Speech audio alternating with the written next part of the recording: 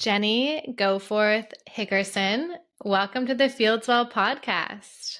Thank you so much for having me. I'm so excited for this chat today. Oh, it's my pleasure. I feel the same. I'm excited we could continue our conversation. We met originally in Vegas at RiskOn 360, and I saw you speak on that stage, and I was like, I can't wait to have her on the show. To set the stage, can you share your journey that you took into the fitness industry and how it evolved into creating Goforth Wellness? Yeah, absolutely. So I have actually been in the fitness industry 25 years now. And, growing up, I was not athletic. I was very underweight, very uncoordinated. I always joke because I was the girl that would write my own letters to get out of PE. I didn't want to sweat. I didn't want to, I hated it. I was so uncomfortable. And so to see the transition of me actually having a fitness career is kind of funny. And my family, they joke about it all the time, actually, how I surprised them. So growing up, like I said, I was very sickly. I didn't eat great. We didn't know a lot about nutrition growing up. So, my diet was McDonald's and Coca-Cola. And I didn't realize till years later how that affected all of my health growing up. But my senior year of high school, I got thrown into a women's weightlifting class, and I was really hating. I was like, this is going to be the worst semester ever. I don't know one thing about weightlifting, and I'm in here with all these athletic girls. Like, that's what they do. And day one, we all stood around the bench press bar to see how much we could lift. And that bar is 45 pounds. So we all gather around. Again, I'm like shaking. I'm so nervous for this. I get up there with my 88-pound self and just drop the bar. I can't push it up. And everybody laughed. And it was that laughter, inside, I was like, oh, I don't like that feeling. I don't like anybody laughing at me. Growing up, I was really good at music. I was a singer. And so that's what my parents poured into me. I was, in the choirs, and I excelled at that. So when I got into a situation where I was like, oh, I'm bad at this, and these people are laughing, how embarrassing. But our grade that one semester was just based on improvement. So our teacher said, you can play around, you can chat with your friends, or you can take it serious and you can do the workouts that I'm going to give you. I'm going to show you how to do proper form. And I took it serious. Now I know that I am a very high achiever, Enneagram 3, very competitive. I didn't know those things about myself then, but there was something in me that was like, I'm going to work my butt off this semester. And, it's funny because it took 2 to 3 weeks, and I started noticing my little muscles were popping, and I wear tanks. I feel great. So at the end of that semester, we all gather back around the bar, and I get up there again, weighing about 88 pounds, and I bench 98 pounds. Wow. So I bench more than the athletic girls. I worked my booty off that one semester. Yes. And that sparked my interest in fitness because I was really good at push-ups. I was actually freakishly strong. And I was like, I think I like this. And so I moved to Nashville to actually study music. I have a music degree. Okay. And my roommate was a power lifter. So she's like, let's go to the gym and work out. And I love the gym. I know how to work out. I know how to lift. And so we were lifting, and then we signed up for an aerobics class as an elective. And day one, I saw the instructor with her little mic, and I thought, I don't know why, but I want to be her. I have no background in this. I'm not real coordinated in aerobics, but I think I could be her. And I saw myself up there, and everyone laughed. My friends were like, what are you talking about? You're not going to be an instructor. Right. And that semester, my freshman year of college, I was like, I'm going to figure this thing out. I'm going to get certified to teach classes. And I did it while studying music. I got my first little certification, and that started the whole journey of my fitness career. Wow. And I know you've been doing that over 20 years now. That's so interesting. Isn't it? Those most difficult moments show us what we need to work on the most. And then when you devote yourself to that, you become passionate about it as you get better and start to see results. And for me, weight training is my favorite type of workout because I can feel myself getting stronger. Same. It is so empowering to, and it's my therapy. Yes. I love to go to the gym. I love to lift. I love that feeling, not just what it does for my body, but Mm. it changes my mood, and Yes.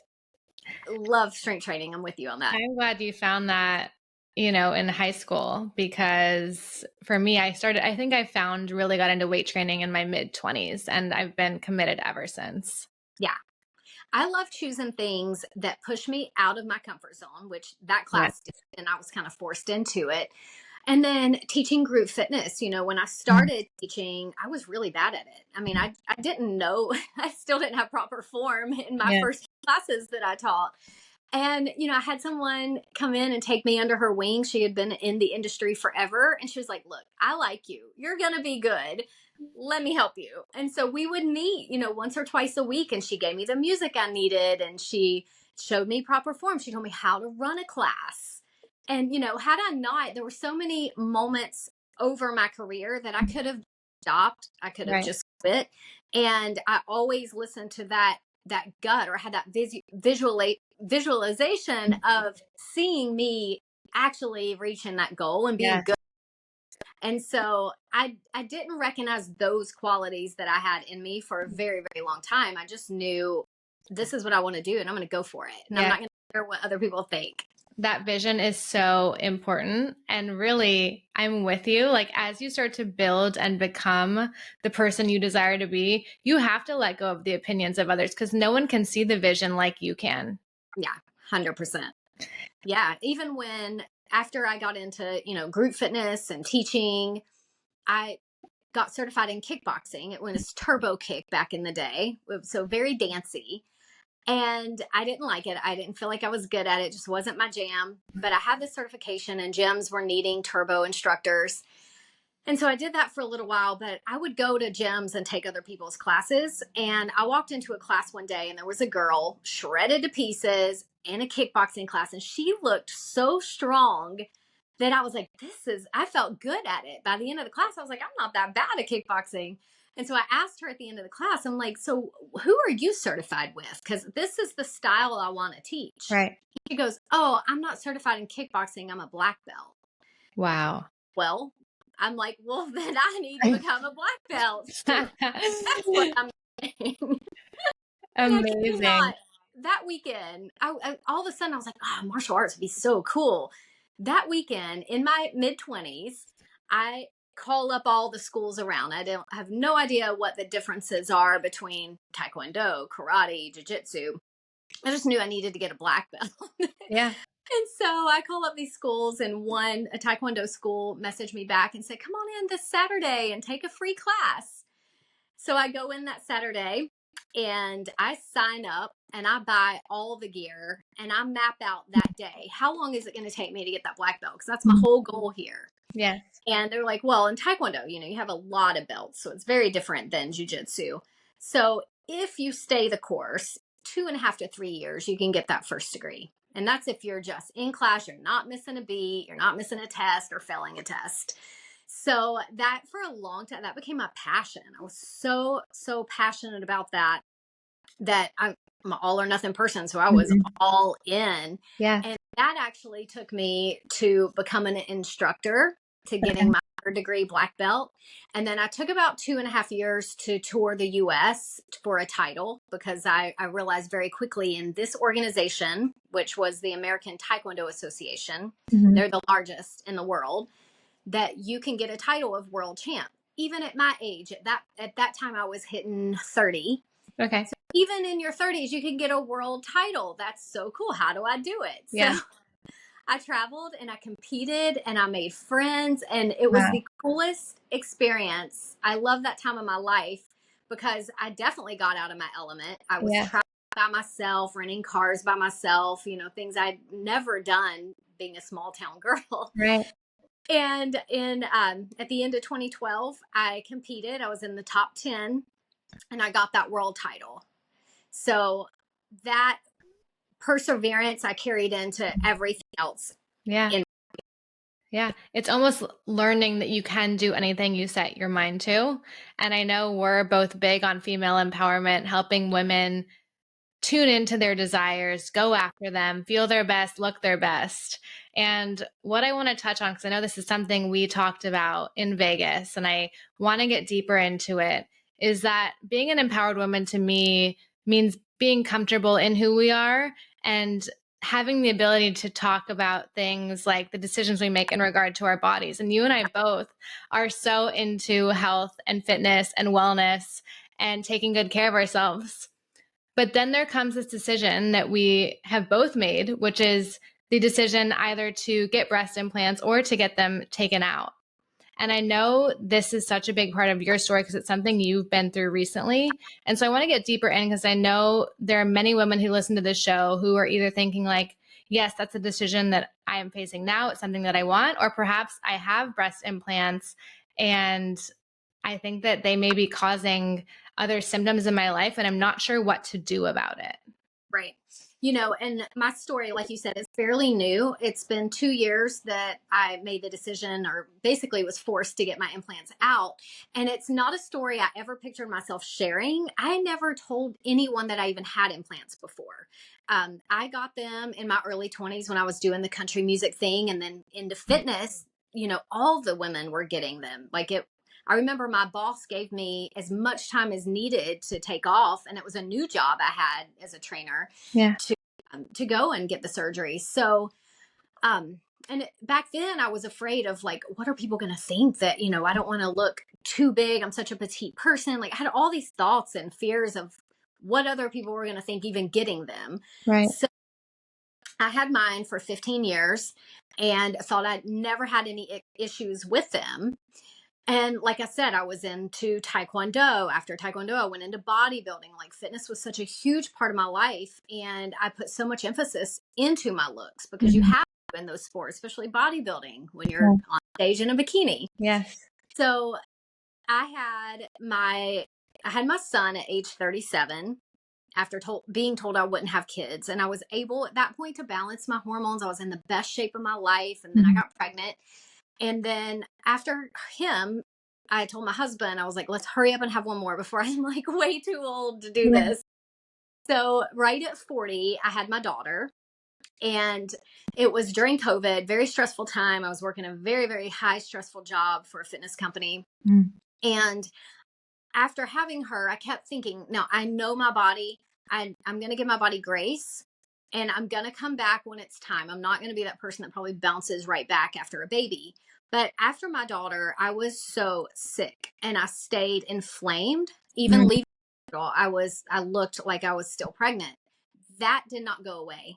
So I had inflammation in my stomach that looked like I was 8 months pregnant. And my daughter at this time was 18 months. Wow. I'm like, I have given my body grace. I know how to eat. I was working online training people, and I was working with thousands of clients, getting them in their best shape of their life, but I couldn't get out of bed most days.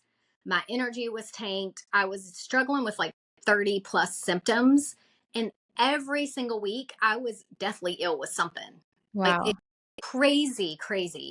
I had COVID twice. I had strep. I had the flu. Like my immune system was shot.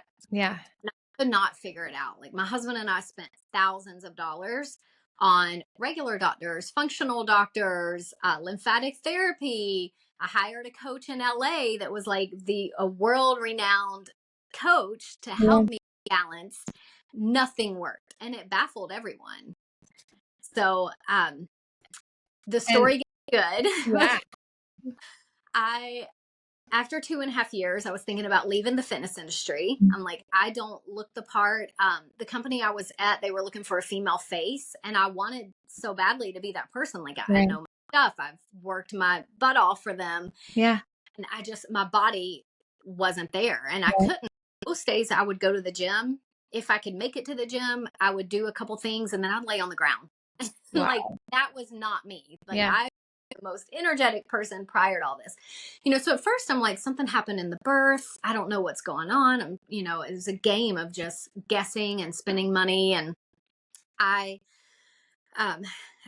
was really at my wit's end when I heard a podcast by Dr. Cabral, and I didn't know who he was. But when I heard his podcast, I thought, this man knows a lot of stuff. Maybe he can help me because I don't know who else to go to. Right. So I did hire one of his practitioners, and we ran a couple different labs. One of the labs we ran was a heavy metal test. That test came back and the numbers were through the roof, like across the board. And that practitioner, who has actually worked alongside of Dr. Cabral for like 20 years, she was like, Jenny, I have never seen numbers like this. Wow. So again, it was another guessing game. Yeah. Why do I have, she was like, this is something in you. This is not something you're ingesting or putting, or she said, this is something you're ingesting, like it's inside of you. This is not like the aluminum in your deodorants. Okay. So then I'm like, okay, what am I ingesting? I ingest water. That's all I drink. So I get a $5,000 system. Yeah. I'm like, gotta be my water, and I was I had days where I was feeling better, but that wasn't the answer. Yeah. So I went to bed one night and I literally had a vision, heard God's voice, and it said, it's your implants, get them out. Wow. Was it a dream? I can't even describe it. Okay. I knew for sure when I woke up, I was like, God told me. And I woke my husband up. I'm like, hey, I figured this out. It's my implants. God just told me I've got to get them out. And, he's waking up. We're trying to get the kids ready. He's like, what are you talking about? He's at his wit's end. Like, he is super dad. And he handled a lot during the 2.5 years I was sick. Yeah. He also, he also questioned everything I said, let's try this. Let's get the water machine. Let's, and he's like, I'll spend whatever because I want you to feel better. But I don't know. Wow. But I knew like 100%. God doesn't come to me in my dreams like that. And isn't it interesting all the trials and errors you had to go through to get to that answer? So many of us are out there like doing all these tests thinking it could be this, could be that. And then finally to have that feeling like, oh my gosh, I figured it out. Yeah, I knew. That week I went in for an ultrasound and they found a rupture. Okay. And that rupture was out of the capsule, which surrounds the implant. Okay. So I had silicone in my body, which would explain I had rashes all down the sides of my body on both sides. I had a really funky smell that would not go away. So I was on steroids and creams for that, just masking whatever was inside me. Yeah.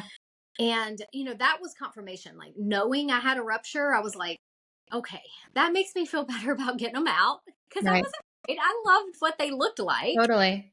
And, the first question my husband asked me was, are you going to get them replaced? And I was like, I don't think so. Like at this point in my life, I just want my life back. Yeah. You want to feel good in your own skin. Yeah. And I couldn't picture, because he brought up like, well, what if you get back into bodybuilding or, do some of those things where it kind of matters. And I'm like, I can't even see myself back there again. Right. I'm that sick. I just want to feel good for my kids, family, and like be me again. So talk to us about like what it felt like waking up from that surgery. I had that surgery within a month of finding out about the rupture. And I woke up and I felt so good. Like initially I was like, wow, it's like everything went from dark to light and I'm back. And then I thought, well, okay, I'm probably on meds and I'm feeling really good. So let's give it time. But day 2, I got out a journal and I started journaling. I hadn't journaled in almost 3 years because I had become such a depressed, miserable person. Like I couldn't find gratitude other than I love my kids and my husband so much. Right. Other than that, like I hate the way my life feels. I hate that showing up for them. And so I got out a journal and I'm writing. And then it came to me that over the years, I've always worked for other people's companies. I've built brands and I've built programs that have sold over 1 million copies of workouts. And as I was writing, I thought there's so many people that just don't feel good and they don't have anyone to hear them, because I felt like people after a while were really just dismissing me. Right. Years into it, you're like, no one wants to hear this anymore, I'm tired of my own sickness. Right. Every week. So it came to me that I needed to step out and create my own business to help other people. So I don't share my story to scare people into like running and getting explants or, anything like that. But it has become such a strong part of my story because I got my life back. Mm-hmm. Help people get their life back, whether they have implants or not. Yeah. There's so many people that have other root issues and their blood work shows up fine and people tell them like maybe you're depressed, you need antidepressants, and they're just masking. I was Yes. masking my symptoms Yeah. every day. I was just at Brian Johnson. I don't know if you know who Brian Johnson is. He's the most measured human on the planet. Yeah. And he just had a documentary come out. I don't know if it's called Don't Die. His summit was called the Don't Die Summit. I went to the summit, and he says this like testing ourselves and having a benchmark for like how we're doing inside is so important. And so he wants us to get excited about measuring ourselves and our health so we know actually what's going on and how we're doing. Yeah. And that's what I ended up doing. So the practitioner that I worked with was such an influential person because she was the first person, even though she didn't say it's your implants, she didn't ask me if I had implants. It was the first person to hear me. And like, you know what? Something is very wrong. And Yeah. I'll be right here as we figure this out. We're going to do more testing. We'll do some detoxes. And so as I was journaling and I thought, I want to step out for this reason and step more into the wellness space to help people, I decided to go and get that integrative practitioner certification so that I can order labs and get, really get answers. Yeah. But pre all of this, I would have thought it's nutrition and working out. And that's what I told my clients, your diet's not right. I believe supplements, but I don't know what supplements you really need because I'm not testing you. Right. But the old me would have just been like, you're not working hard enough. You're not working out hard enough. You're not lifting the right amount. You're not eating right. Yeah. And through all that, I was eating great.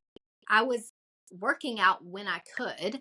I was doing all these things to lower stress and and nothing was working because there was a root issue.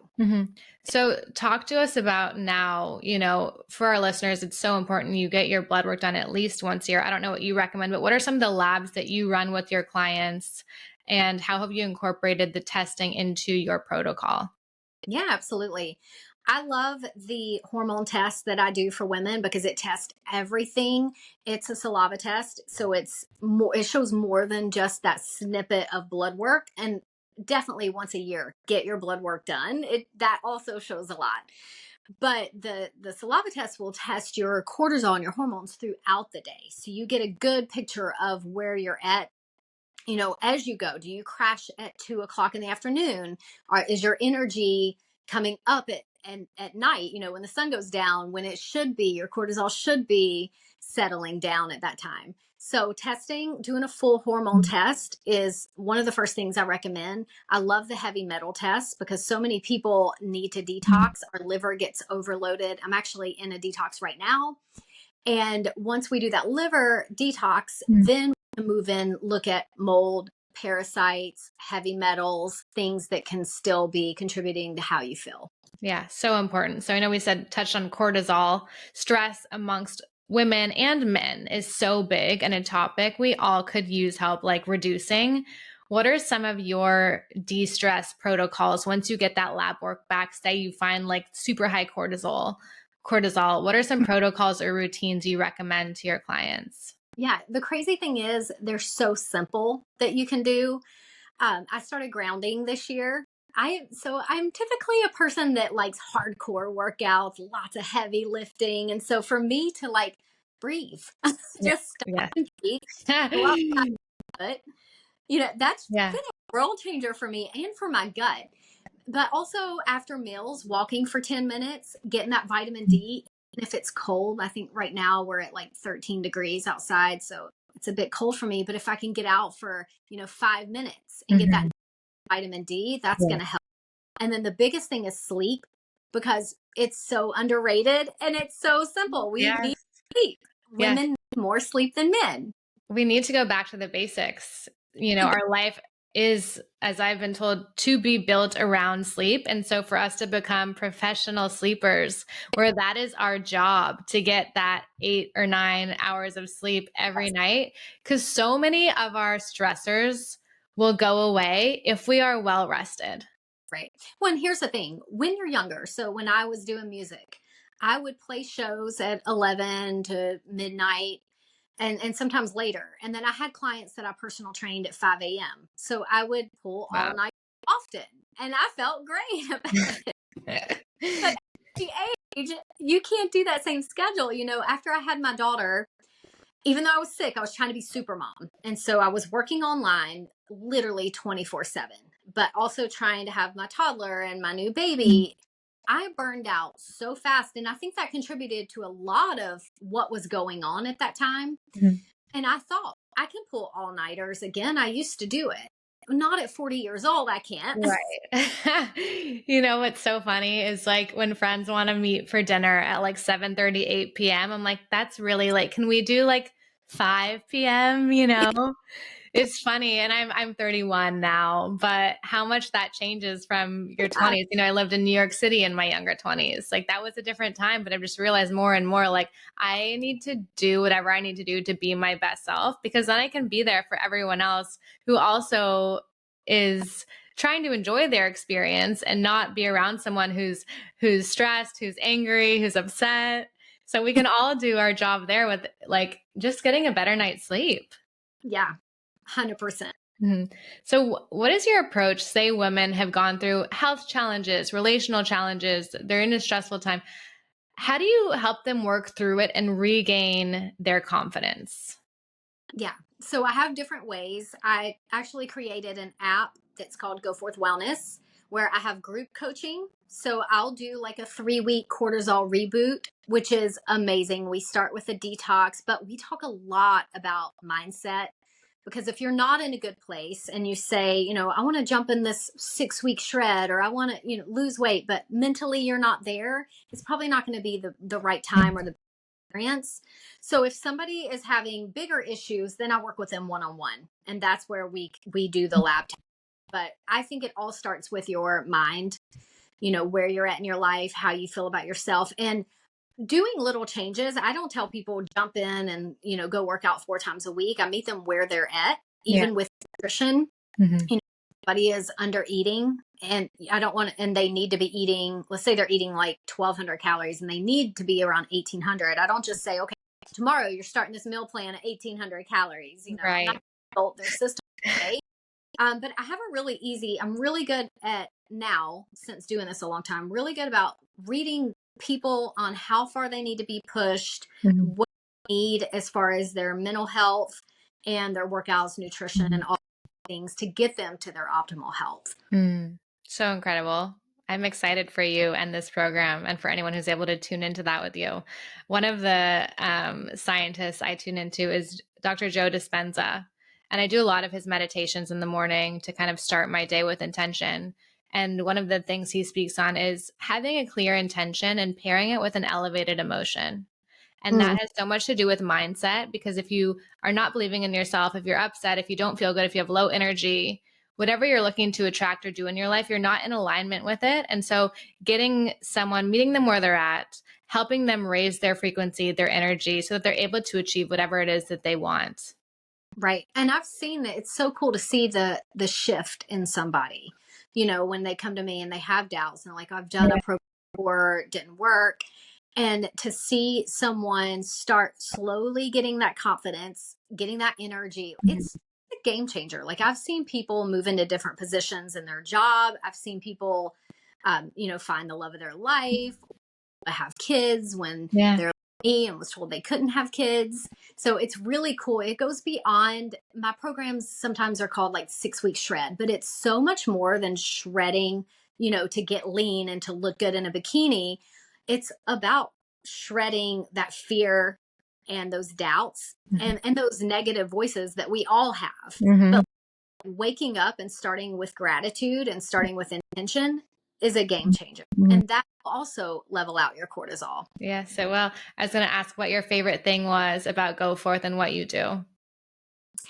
So my whole motto is, my last name is actually Goforth. I get that question a lot, but the whole motto is to continue moving no matter what. You're going to have setbacks, you're going to fall off, life is going to happen, and we have to continue moving our feet.